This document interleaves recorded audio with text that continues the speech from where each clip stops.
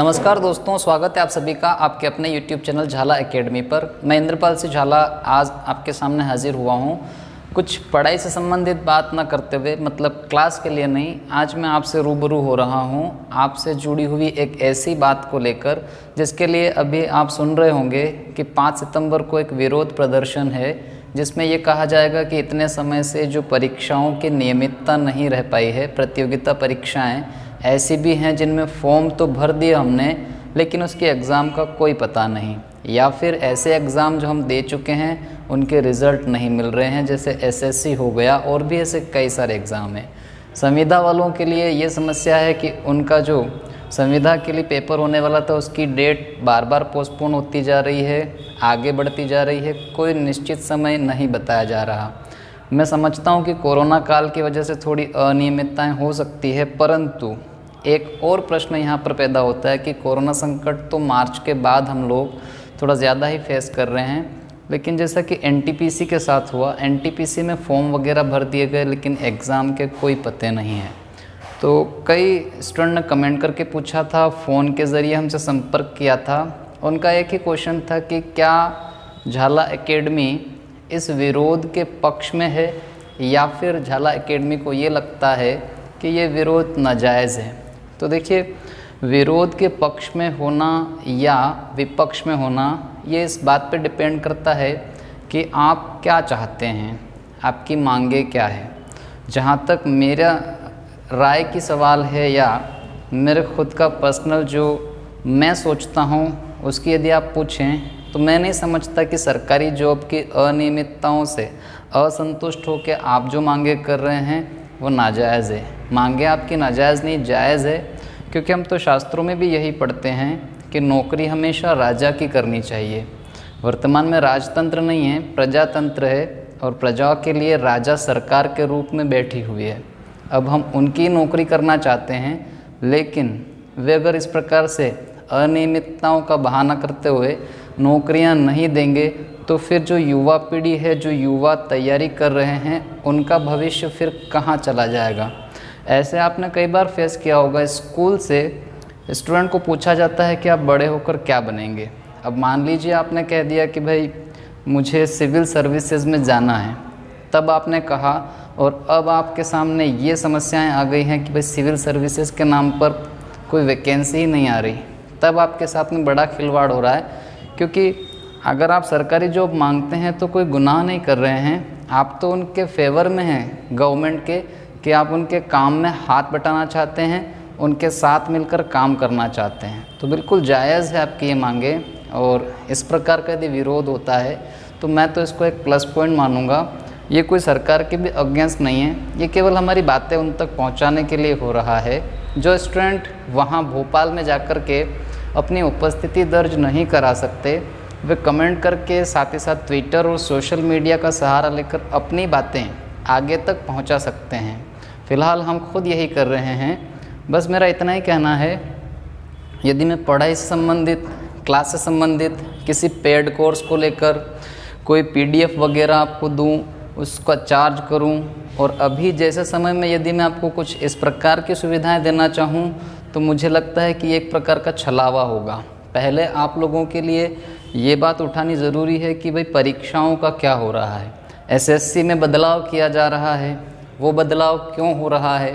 पीछे जो एसएससी की परीक्षाएं हुई थी उनके रिज़ल्ट के कोई पते नहीं हैं। कई ऐसे स्टूडेंट हैं जो उनकी उम्र अब ऐसी हो चुकी है कि लास्ट अटेम्प्ट बचा है, इसके बाद यदि ये साल ख़त्म हो जाता है तो वे ओवर एज हो जाएंगे। उसके बाद सरकार के पास बहाना मिल जाएगा कि अब आप फॉर्म फिल नहीं कर सकते, तो उनके साथ तो सरासर नाइंसाफ़ी हो रही है।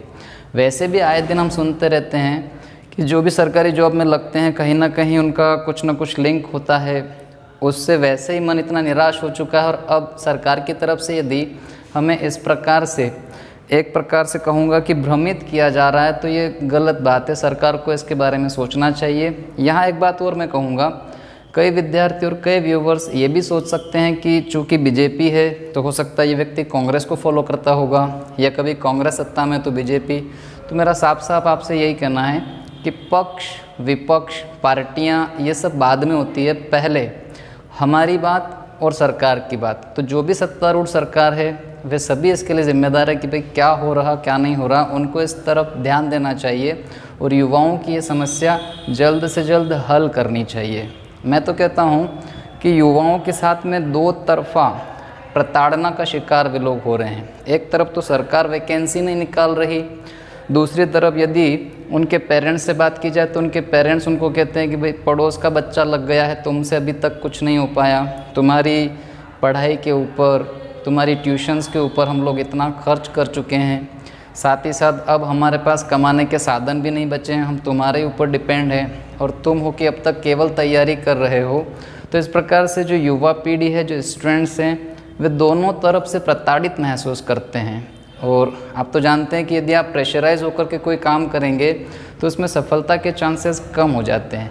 फ्री माइंड से जो काम होता है उसमें सफलता के चांसेस बढ़ जाते हैं। तो फ्री माइंड होने के लिए बहुत ज़रूरी है कि नियमित रूप से जो कैलेंडर पहले आते थे, फॉर एग्ज़ाम्पल व्यापम अपना कैलेंडर शो करते थे कि इस साल ये परीक्षाएं होनी हैं, तो स्टूडेंट के मन में कहीं ना कहीं ये होता था कि चलिए इसको टारगेट करें, इसको टारगेट करें।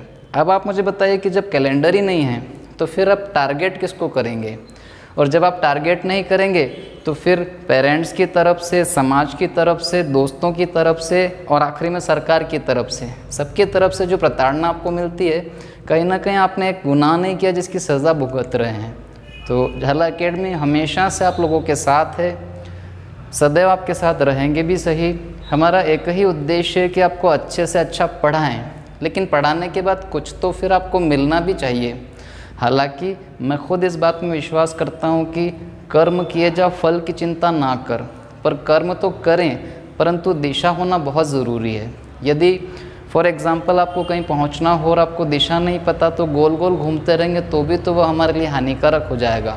हम फल तो वैसे भी कोई ऐसी इच्छा नहीं रखते हैं कि फल मिलेगा तभी करेंगे, हम तो वैसे भी जो कॉम्पिटिटिव एग्ज़ाम की तैयारी करते हैं वे केवल कर्म पर ध्यान रखते हैं। फल देना नहीं देना सरकार के हाथ में होता है, पर कम से कम वैकेंसी तो हमको दी जाए, हमसे हमारे अवसर नहीं छीने जाने चाहिए। वैसे भी आप सभी जानते हैं कि सैकड़ों की संख्या में होते हैं पद और लाखों की संख्या में आते हैं फॉर्म। फिर भी हम लोगों को कहीं ना कहीं ये आशा है, उम्मीद है कि यदि हम तैयारी करेंगे तो अच्छे से अच्छी जगह जॉब लग जाएगी, और लगती ही है।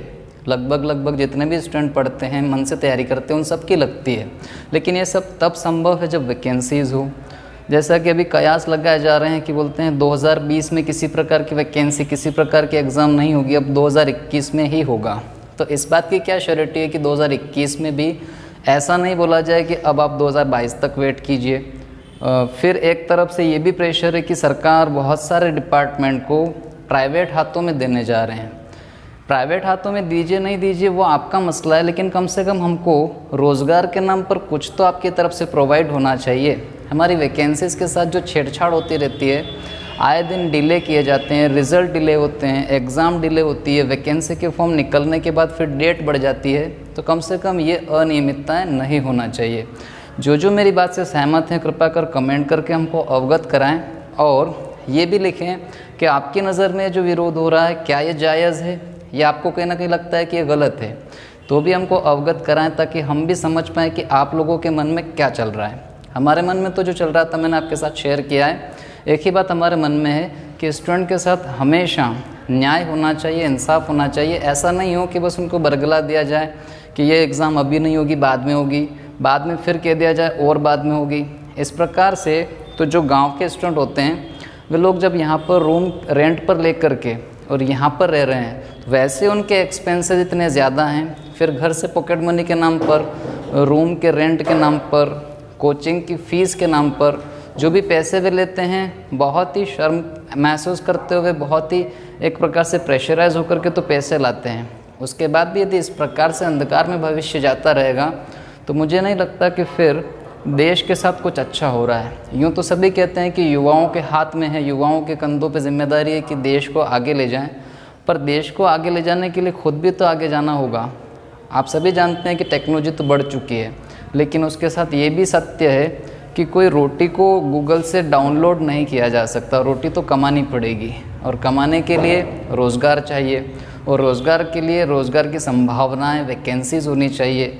तो अंत में बस इतना कहूँगा, आपका ज़्यादा समय ना लेते हुए कि ये जो विरोध हो रहा है बिल्कुल सही है और ये पहले ही हो जाना चाहिए था, फिर भी ठीक है, देर आए दुरुस्त आए। तो आप सभी कृपया कर इसके साथ रहें, स्टूडेंट यूनिटी बताएं और सरकार तक हमारी बात पहुंचाएं, क्योंकि प्रजातंत्र यही होता है। यदि आप प्रजातंत्र वाले देश में हैं, डेमोक्रेटिक कंट्री में हैं, तो आपका फ़र्ज़ बनता है कि जहां आपको गलत लगता है वो चीज़ को आप आवाज़ बुलंद करके सरकार तक ज़रूर पहुंचाएं। कल को ये ना हो कि सरकार ये कह दे कि हमें तो इस बात की जानकारी भी नहीं थी कि आपके साथ कोई शोषण हो रहा है। तो इस प्रकार की असुविधा से बचने के लिए आप कमेंट करके बताएं कि आप विरोध के पक्ष में हैं, और जहां भी बैठे हैं वहां से सोशल मीडिया के ज़रिए किसी भी प्रकार से अपनी बात को आगे तक पहुंचाएं। वीडियो देखा आपने, धन्यवाद। मुलाकात करेंगे अगले वीडियो में, और अगले वीडियो में पढ़ाई से संबंधित, क्लास से संबंधित मुलाकात होगी। धन्यवाद।